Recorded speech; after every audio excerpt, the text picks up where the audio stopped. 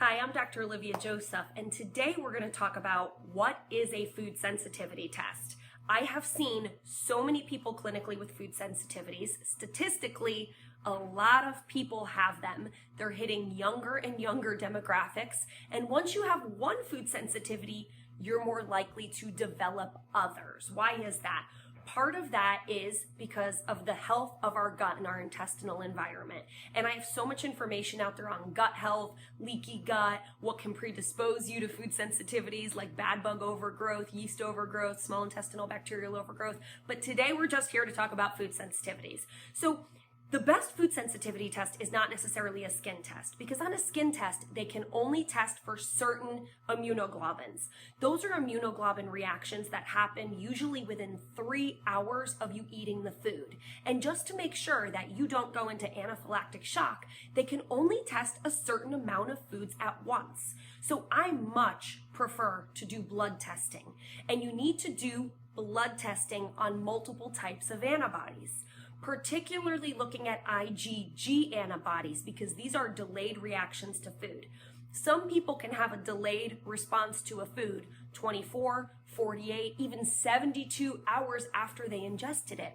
That's why so many people are frustrated and they say, gosh, one time I can eat it and it bothers me, and the next time it doesn't. There's no rhyme or reason to that. Sometimes it's because that inflammation has to accumulate enough for you to actually have a reaction, a response, or a symptom. So what are some symptoms associated with food sensitivities? You'd think digestive issues, right? So much more. Digestive issues can definitely happen from food sensitivities. Stomach pain, gas, bloating, indigestion, issues with bowels, that can definitely happen. But it's not just digestive issues that can be affected by food sensitivities. Weight gain. Weight gain. How is that possible? Because if you eat a food and your body produces an inflammatory response to that food, you're going to see inflammatory markers like C-reactive protein go up. And when you see that go up, you store fat in your belly. When you have an inflammatory response to food, a cortisol response can also happen, which can make you feel tired, sluggish, brain fog, lethargic.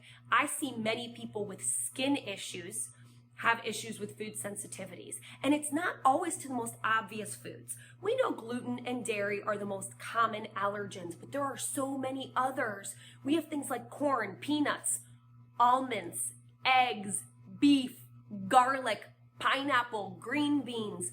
I'm not saying remove all those foods. I would never recommend you do that. And that's why an elimination diet can be so frustrating. Because when you do an elimination diet, sometimes you're only removing one food at a time, but you can still be eating other foods that are producing inflammation in your body. So a question I get a lot is, how do I get a food sensitivity test? Oh my gosh, I've asked my doctor for this testing and I want to test more foods that I've already had testing. So how do I do this? You can order your own food sensitivity test. I recommend you find a lab that does at least 95 of the most common foods at a time, so you know exactly what foods you need to remove in order to reduce inflammation in your body and start seeing improvements in your symptoms. So you want to make sure that you're getting an IgG antibody test, and most labs do IgE and IgG. That's perfectly okay and acceptable. Some labs even do bonus testing, like they test for candida or yeast overgrowth in the bloodstream. Some labs do bonus testing. It's called Zoomer testing, where they test to see if you're not just sensitive to the protein of the food, but maybe you're sensitive to a category, such as that wheat attacks multiple systems of the body, even if you don't have celiac.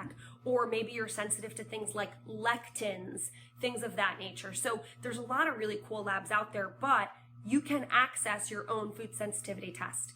All you need is a little bit of blood, and it can be an at-home finger stick, and then within a couple weeks, you have black and white information in front of you telling you what to eat and what not to eat. Exactly how to navigate your menu, your diet, your lifestyle, your recipes. And if you need more resources, that's what I'm here for. I have, over the last 17 years, created so many cookbooks, blog posts, shopping lists, sample menus, and I'm here to share those with you so you can take the shortcut. So you don't have to spend hours and years and months trying to figure out what to eat. but sometimes additional testing can give you the information you need to get rid of the confusion and to give you clarity about what's good for you and what is not good for you based on what that food does in your body, not just based on its calorie, fat, carbohydrate intake. So I hope you found this information helpful. I hope you take your health into your own hands. And just a final little bonus tidbit is you can start running food sensitivity testing as early as somebody who's age 2 or 3. Now, before that, the intestines haven't fully developed, so I don't recommend it before that. If you really need that information, you can do it, but I recommend waiting.